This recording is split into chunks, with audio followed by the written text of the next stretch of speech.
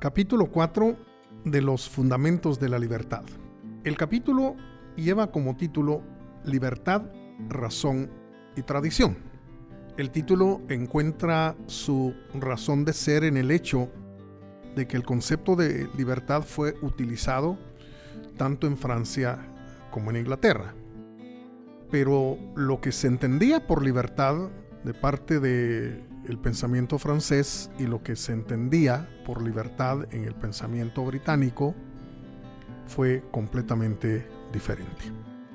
De ahí que se efectúa un análisis de lo que Hayek denomina las dos tradiciones de la libertad, la francesa y la británica. Ahora bien, para poder entender por qué razón la libertad a la francesa y la libertad a la inglesa fueron diferentes, el autor entra a analizar ciertas características de ambas tradiciones. La primera cuestión que sale a la luz es la idea de la razón y del conocimiento humano. En Francia se llegó a creer que la razón humana era todopoderosa y que el conocimiento humano no tenía límites. En cambio, en el contexto británico, pensadores como John Locke y David Hume demostraron fehacientemente que la razón humana es limitada, está limitada por la experiencia sensorial y que el conocimiento humano también tiene límites. Y ahí tenemos una diferencia verdaderamente importante. Pero también, y siguiendo esa misma línea de ideas, el concepto de orden que se manejó en las dos tradiciones también fue diferente. De acuerdo al pensamiento francés o a la tradición francesa, el orden es producto del intelecto humano, de la voluntad humana y de los fines que la razón humana impone. Es decir, la idea francesa es que el orden es creado por un ordenador.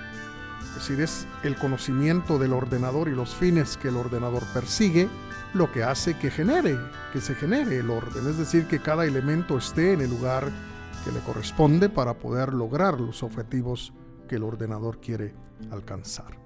La tradición británica, por su parte, no solo reconoce el orden creado deliberadamente por la razón humana, sino que también acepta la idea de que hay órdenes que no son necesariamente el resultado de la voluntad y del conocimiento de un ordenador.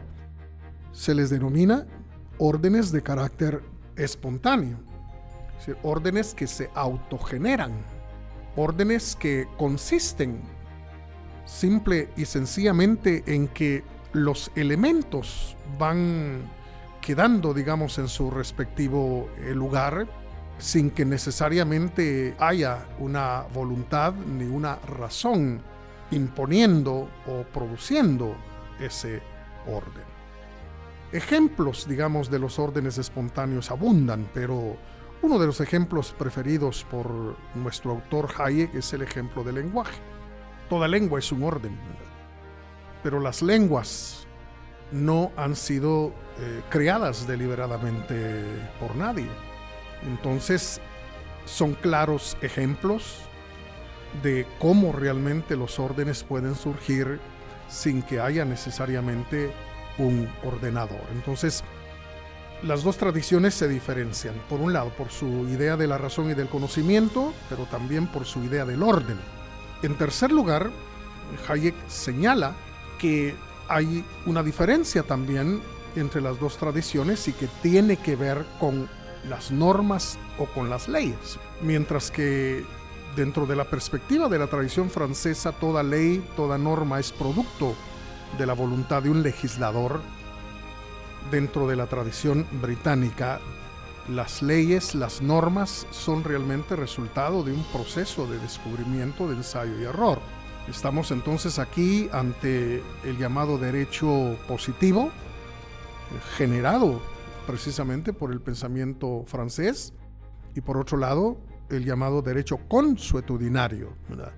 Muy en la línea del llamado derecho romano, donde son las costumbres, donde son los hábitos, los que con el paso del tiempo se convierten en verdaderas y auténticas normas. Entonces, tenemos aquí elementos muy importantes que diferencian la tradición francesa de la tradición británica. Consecuentemente, la idea de libertad que se manejó en cada una de las tradiciones fue también diferente. En Francia, la libertad llegó a entenderse como estar libre de egoísmos, libre de la persecución de finalidades personales para ir tras la consecución de finalidades de carácter colectivo.